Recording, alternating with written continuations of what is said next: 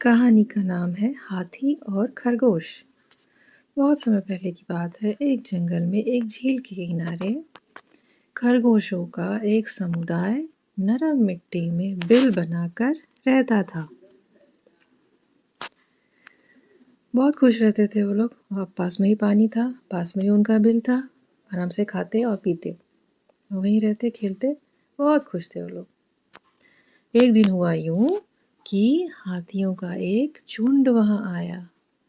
झील को देखकर हाथी बहुत खुश हुए और उन्होंने झील के किनारे और झील के पानी में खूब मस्ती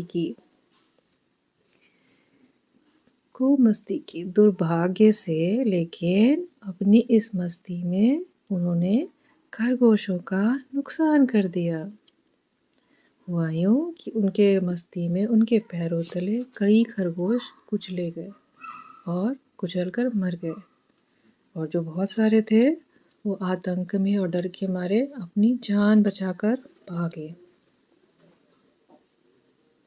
फिर हाथी ने सारी मस्ती वस्ती की। उनको बिल्कुल भी ध्यान नहीं था कि उन्होंने खरगोश को मार दिया है या खरगोश उनसे डर के भागे हो, तो अपनी मस्ती में मगन थे। पूरी मस्ती की उन्होंने अच्छे से। उसके बाद वो लोग वहाँ से चले गए।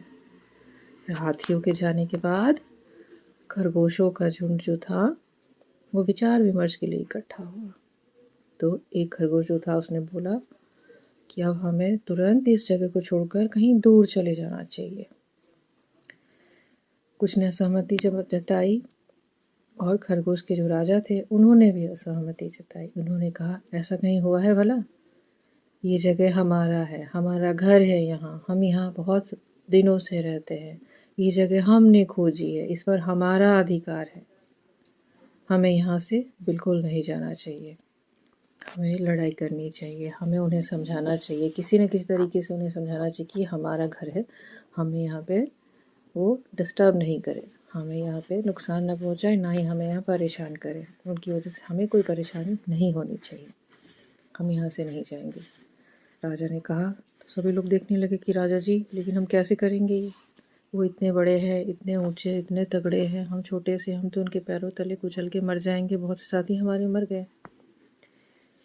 तो राजा ने कहा कि डरो नहीं, मेरे पास उन हाथियों को भगाने का एक तरीका है। और फिर सबको उन्होंने एक तरीका बताया। फिर हुआ यूं कि प्लान के हिसाब से अगली रात जब हाथी वापस खेलने के लिए आए तो एक खरगोश उनमें से झील के किनारे एक चट्टान के ऊपर चढ़ गया और प्लान के मुताबिक जोर से चिल्लाकर बोला हाथियों के राजा को, अरे ओ धूर्त राजा, अरे ओ हाथियों के धूर्त राजा, रुको। ये झील चंद्रदेव की संपत्ति है। यह तुमने बहुत गलत कर लिया। ये क्या किया तुमने? उनकी संपत्ति को नुकसान पहुंचाया और तुमने कई खरगोश को यहाँ पे घायल कर दिया। चंद्रदेव बहुत नाराज है तुमसे और मैं भगवान चंद्र का दूत हूँ। उन्होंने तुम्हारे झुंड को यहाँ आने से रोका है। तुम्हारे झुंड पर प्रतिबंध लगाया गया है कि तुम अब इस जंगल में इस तरफ झील के किनारे नहीं आ सकते। हाथियों के राजा ने ये सुना। कहा, छोटे से खरगोश, तुम भगवान के दूत हो?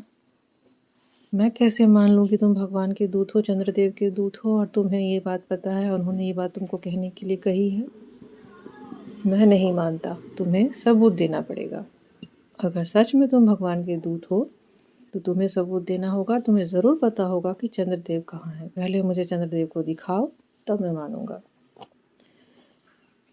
खरगोश हाथियों के राजा को उस झील के किनारे ले गया। बोला, क्यों नहीं, मैं ज़रूर दिखाऊंगा, मैं ज़रूर चंद्रदेव का दूत हूँ। मैं तुम्हें वहाँ लेकर चलूँगा, मैं चंद्रदेव को दिखाऊंगा भी कि मैं सच बोल रहा हूँ।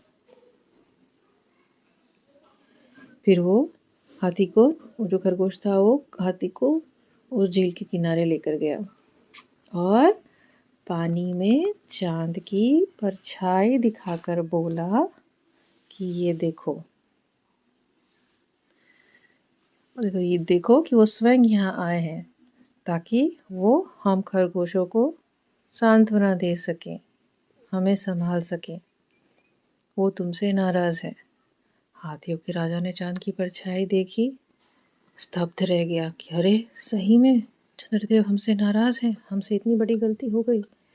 और उसने अभिवादन किया चंद्रदेव का और माफ़ी मांगी, क्षमा मांगी कि हमें क्षमा कर दे चंद्रदेव, हमने जानबूझकर नहीं किया, हमें तो लगा पानी है यहाँ पे, तो हम अपने समूह के साथ उसमें मस्ती करने लगे और ये हो गया, जो हुआ अनजाने में हुआ, हमें क्षमा करें, हम ये जंगल छोड़ के, ये झील का किनारा छोड़कर चले जाएंगे, यहाँ कभी नहीं आएंगे। और वो प्रणाम करके अपने समूह के साथ चलता बना वहाँ से। खरगोश जो था वो तो उछल पड़ा कि अरे वाह, हमारी तरकीब तो काम कर गई सारे। और ये दौड़ा दौड़ा गया अपने समूह के पास, खरगोशों के समूह के पास, राजा के पास कि देखिए राजा जी, आपकी तरकीब काम कर गई और वो सब हाथी जो है समूह के साथ जंगल छोड़ के दूसरी तरफ जा रहे हैं। सारे खरगोश बहुत खुश हुए और फिर वो खुशी खुशी अपने घरों में रहने लगे। इस तरकीब से उन्होंने अपना घर, अपना समूह सब बचा लिया और कहानी हुई ख़त्म। कैसी लगी आप सभी को हाथी और खरगोश की कहानी? अच्छी लगी होगी। Now moral of the story, क्या सीखा आपने? कि मुसीबत का सामना सूझबूझ से करें। अगर आपके परिवार पर, आपके घर पर कभी ऐसा संकट आए तो भाग खड़े नहीं हो कि अरे अब ये मुसीबत, अब तो हमको यहाँ से जाना है। तुरंत एक्शन ना लें, थोड़ा सा टाइम दें, थोड़ा सोचें कि कोई उपाय हो सकता है क्या इस सिचुएशन को टालने का, इस मुसीबत को टालने का। कुछ तो हो सकता है, थोड़ा सा टाइम देकर सोचें, ज़रूर रास्ता होता है। हर मुसीबत के साथ उसका सॉल्यूशन होता है, हर प्रॉब्लम का सॉल्यूशन डेफिनेटली होता ही होता है कुछ ना कुछ। तो भागे नहीं, परिस्थितियों से भागे नहीं, मुसीबतों से भागे नहीं। खासकर बात जब आपके घर की और परिवार की हो तो बिल्कुल भी नहीं। अपने घर को और परिवार को बचाने के लिए कुछ भी करें, चाहे आपका शत्रु हो या जो भी आपका मुसीबत कह लें, कितना ही शक्तिशाली हो, लेकिन उसकी वजह से हम अपना घर तो नहीं छोड़ सकते ना, कि बाहर से एक हाथी आया और वो हमको हमारे घर से भगा दे। बिल्कुल भी नहीं। सोचिए, छोटो छोटे कितने छोटे होते हैं खरगोश, और उन्होंने हाथियों के पूरे समूह को एक ट्रिक से भगा दिया, लेकिन अपना घर नहीं छोड़ा। नहीं छोड़ा ना। सोचिए, बहुत बड़ी बात है ये। हम तो इंसान हैं, तो अपना घर परिवार बचाएं। कितना भी शक्तिशाली दुश्मन हो, कोई ना कोई कमज़ोरी होती है, तो तरीका लगाए, अपना अधिकार ना छोड़े कभी भी, किसी के डर से खास करके। ताकतवर बनिए। चलिए, खत्म हुई कहानी। स्वस्थ रहिए, सुरक्षित रहिए, खुश रहिए। मिलूंगी अगली कहानी में फिर से। तब तक के लिए thank you so much. Take care, bye bye.